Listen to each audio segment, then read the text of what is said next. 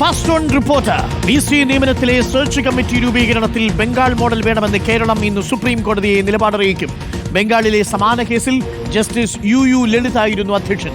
Search committee മുഖ്യമന്ത്രിക്കാണ് അവിടെ പേര് കൈമാറിയത്. മുഖ്യമന്ത്രി മുൻഗണന നിശ്ചയിച്ച 3 പേരുകൾ ഗവർണർക്ക് നൽകുകയായിരുന്നു. മുഖ്യമന്ത്രിയുടെ മുൻഗണന ഗവർണർക്ക് മാറ്റാമെങ്കിലും രേഖാമൂലം അറിയിക്കണമെന്നായിരുന്നു ബംഗാളിലുണ്ടായിരുന്ന നിർദ്ദേശം. ആ കീഴ്വഴക്കം കേരളത്തിൽ വേണമെന്നാണ് ആവശ്യപ്പെടുക.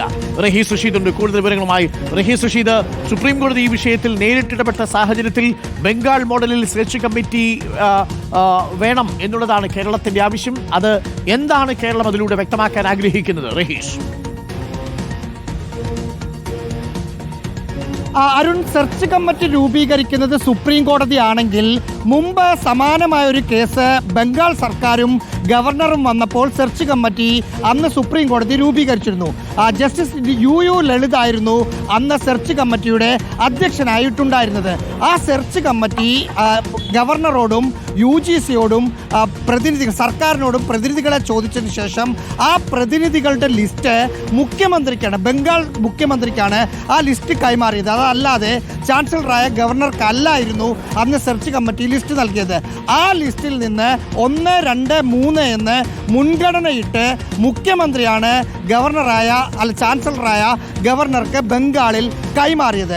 ആ രീതി തന്നെ കേരളത്തിലും വേണം. അതായത് സെർച്ച് കമ്മിറ്റി സുപ്രീം കോടതിയാണ് രൂപീകരിക്കുന്നതെങ്കിൽ ആ സെർച്ച് കമ്മിറ്റിയിലെ VCമാരായി തിരഞ്ഞെടുക്കുന്നവരുടെ ഒരു പട്ടിക മുഖ്യമന്ത്രി പിണറായി വിജയന് കൈമാറണം. അതിൽ ആദ്യ ഓപ്ഷൻ ഇന്നയാൾക്കാണ്, രണ്ടാമത്തെ ഓപ്ഷൻ ഇന്നയാൾക്കാണ്, മൂന്നാമത്തെ ഓപ്ഷൻ ഇന്നയാൾക്കാണ് എന്ന് പറഞ്ഞ് മുഖ്യമന്ത്രി പിണറായി വിജയൻ ആ ലിസ്റ്റ് ഗവർണർ ആർലേക്കർക്ക് കൈമാറും. ആർലേക്കർക്ക് മുഖ്യമന്ത്രി കൊടുത്ത മുൻഗണനാ ലിസ്റ്റ് അനുസരിച്ച് തന്നെ VCമാരെ നിയമിക്കണമെന്നില്ല. ബംഗാളിൽ അങ്ങനെയാണ് പറയുന്നത്. പക്ഷേ മുഖ്യമന്ത്രി കൊടുക്കുന്ന ആളെ മറികടന്ന് മറ്റൊരാളെ നിയമിക്കുകയാണെങ്കിൽ എന്തുകൊണ്ട് മുഖ്യമന്ത്രി പറഞ്ഞ ആളെ നിയമിക്കാതെ മറ്റൊരാളെ നിയമിച്ചത് എന്ന് ചാൻസലറായ ഗവർണർ സുപ്രീം കോടതി അറിയിക്കണമെന്നാണ് ആ ബംഗാൾ കേസിലെ വിധിയിൽ പറയുന്നത്. അങ്ങനെ ആ രീതിയിലാണെങ്കിൽ സംസ്ഥാന സർക്കാർ സെർച്ച് കമ്മിറ്റി നിലപാട്, അതായത് സെർച്ച് കമ്മിറ്റി സുപ്രീം കോടതി നിയമിക്കുന്നതിനോട് പൂർണ്ണമായും യോജിക്കും, അതിനോട് സഹകരിച്ച് മുന്നോട്ട് പോകും എന്ന നിലപാടായിരിക്കും സംസ്ഥാന സർക്കാർ ഇന്ന് സുപ്രീം കോടതിയെ അറിയിക്കുക. Thank you. റഹീസ് റഷീദാണ് വിവരങ്ങൾ നൽകിയത്.